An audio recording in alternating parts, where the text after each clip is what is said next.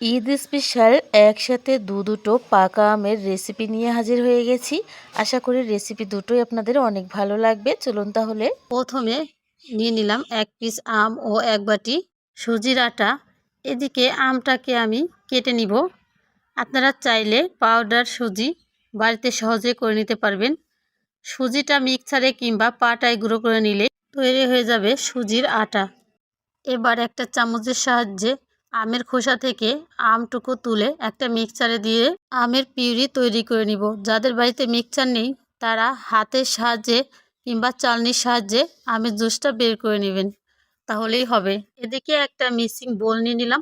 বোলের মধ্যে দিয়ে দেব 1 কাপ পাউডার সুজি। গ্রামের পরিমাপ 230 গ্রাম। দিয়ে দিলাম 2 টেবিল চামচ চিনি।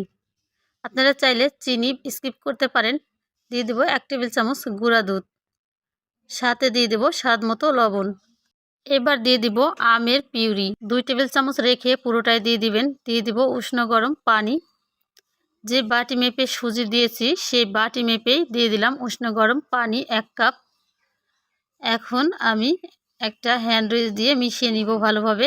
ব্যাটারটা মিশানো হলে দিয়ে দিব আরও 1 কাপ উষ্ণ গরম পানি। সাথে দিয়ে দেব 1 চা চামচ বেকিং পাউডার। সামান্য একটু মিশিয়ে নিয়েই এর মধ্যে অ্যাড করে দিব 1/2 কাপ আটা।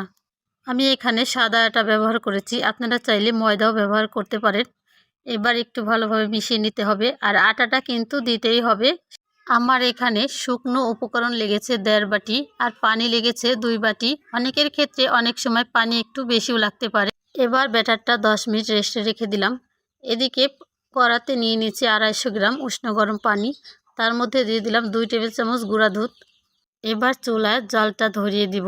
দিয়ে দিলাম 1/2 কাপ চিনি, সাথে দিলাম একটা এলাচ। দিয়ে দেব 2 টেবিল চামচ আমের পিউরি। এবার চামচের সাহায্যে দুধের সাথে আমের পিউরিটা মিলিয়ে নিতে হবে। প্রথম অবস্থায় মিলতে চাইবে না, 2 থেকে 3 মিনিট চামচের সাহায্যে মিশালেই ভালোভাবে মিশে যাবে। আর হ্যাঁ, আপনারা চাইলেই কিন্তু চিনির পরিমাণ বাড়িয়ে কমিয়ে নিতে পারেন। এভাবেই 3 থেকে 4 মিনিট ফুটিয়ে নিলেই আমের মালাইটা তৈরি হয়ে যাবে। 10 মিনিট শেষ। সুজির ঢাকনাটা তুলে এবার সুজির ঘনত্বটা দেখুন, অনেকটাই ফুলে গেছে। এদিকে চুলায় একটা প্যান বসিয়ে হাই হিটে গরম করে নিলাম। এবার একটা প্লাস্টিকের হাতার সাহায্যে পিঠাগুলো দিয়ে দিলাম। কিছুক্ষণ অপেক্ষা করলে পিঠাগুলো আপনা আপনি হয়ে আসবে।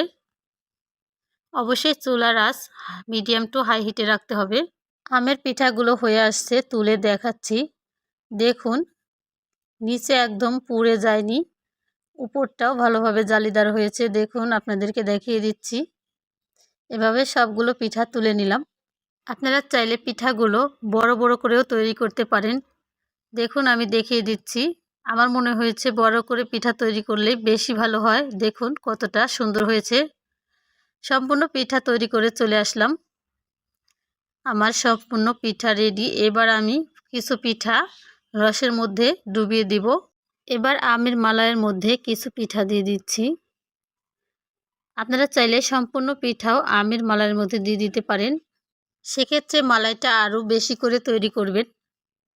আমি অর্ধেক পিঠা ভিজাবো আর অর্ধেক পিঠা রেখে দিব। পিঠাগুলো দেখতে যেমন মাশাআল্লাহ, খেতেও অনেক টেস্টি। তবে আমে দুধে মিশানো পিঠাগুলোই আমার সবথেকে বেশি ভালো লেগেছে। চলুন তাহলে আমের মালাইতে মিশানো পিঠাগুলো কেমন হয়েছে দেখিয়ে দিই। সত্যি বলছি, আমের সিজন থাকতে একবার হলেও এই পিঠাটা তৈরি করেন। একবার তৈরি করলে বারবার তৈরি করে খেতে ইচ্ছা করবে। আলহামদুলিল্লাহ। চলুন তাহলে দ্বিতীয় রেসিপিতে চলে যাই। চলছে পাকা আমের সিজন, সাথে প্রচণ্ড গরম। চলে আসছে কুরবানির ঈদ। ঈদের দিনে পাকা আম ও সেমাইয়ের একটা ঠান্ডা ডেজার্ট রেসিপি যদি থাকে তাহলে ঈদের খুশি কিন্তু দ্বিগুণ হয়ে যাবে। তাহলে বন্ধুরা, রেসিপিটি শুরু করছি। প্রথমে সেমাই ও 1 পিস পাকা আম নিয়ে নিয়েছি।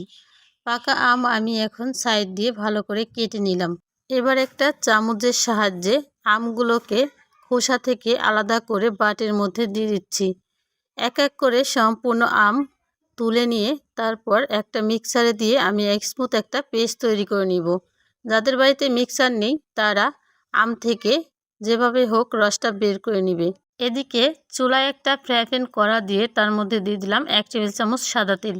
আপনারা চাইলে সাদা তেলের পরিবর্তে ঘি দিতে পারেন। তেলটা গরম হয়ে আসলে সেমাইটা দিয়ে দিতে হবে।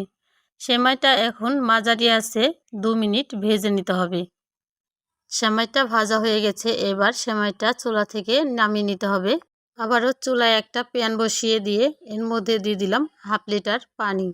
এবার চুলাটা জ্বালিয়ে পানিটা উষ্ণ গরম করে নিব। উষ্ণ গরম হয়ে আসলে এর মধ্যে অ্যাড করে দিব 4 টেবিল চামচ গুঁড়া দুধ। কাপ মেপে গুঁড়া দুধ দিলে চায়ের কাপের 1 কাপ। এবার একটা চামচের সাহায্যে পানির সাথে গুঁড়া দুধটা ভালোভাবে মিলিয়ে নিব। এবার চুলার আঁচটা বাড়িয়ে দিয়ে দুধটা গরম করে নিব। দুধ গরম হয়ে আসলে মিলিয়ে দিব চায়ের কাপের 1 কাপ চিনি। যেহেতু গুঁড়া দুধটা নিয়েছি সেহেতু দুধটা অনেকটা জাল করার দরকার নেই। আপনারা লিকুইড দুধ নিলে দুধটা জাল করে কমিয়ে নেবেন। দিয়ে দিলাম 2টা এলাচ, দেব সাথে স্বাদ মতো লবণ।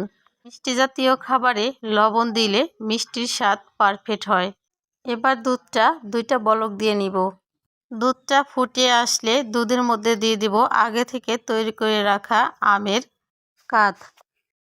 আমের পেস্টটা দিয়ে ভালোভাবে একটু নেড়েচেড়ে মিশিয়ে নিব। প্রথমে আমটা দুধের সাথে মিশতে চাইবে না, তবে 2 থেকে 3 মিনিট জাল করলেই আমের সাথে দুধটা ভালোভাবে মিশে যাবে।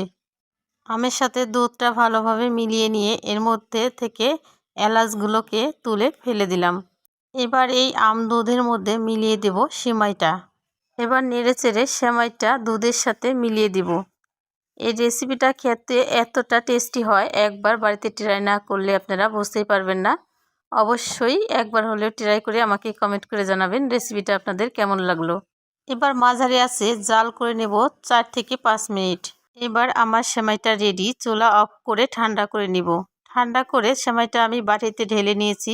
এবার এই বাটিটা আমি নর্মাল ফ্রিজে রেখে দিব 1 ঘন্টা। ফিরে আসলাম 1 ঘন্টা পর। আপনারা চাইলে সেমাইটা ফ্রিজে না রেখেও ওভাবেও খেতে পারেন, তাতেও অনেক সুস্বাদু লাগবে আলহামদুলিল্লাহ। এবার একটা প্লেটে ঠান্ডা ঠান্ডা ডেজার্টটি আমি বেড়ে পরিবেশন করছি। সত্যি অনেক টেস্টি মাশাল্লাহ। দেখুন সেমাইটা কতটা লোভনীয় হয়েছে। দেখতে যেমন লোভনীয়, খেতেও অনেক টেস্টি আলহামদুলিল্লাহ। আজকের মতো এই পর্যন্তই, দেখা হবে অন্য ভিডিওতে। সে পর্যন্ত ভালো থাকবেন। আল্লাহ হাফেজ।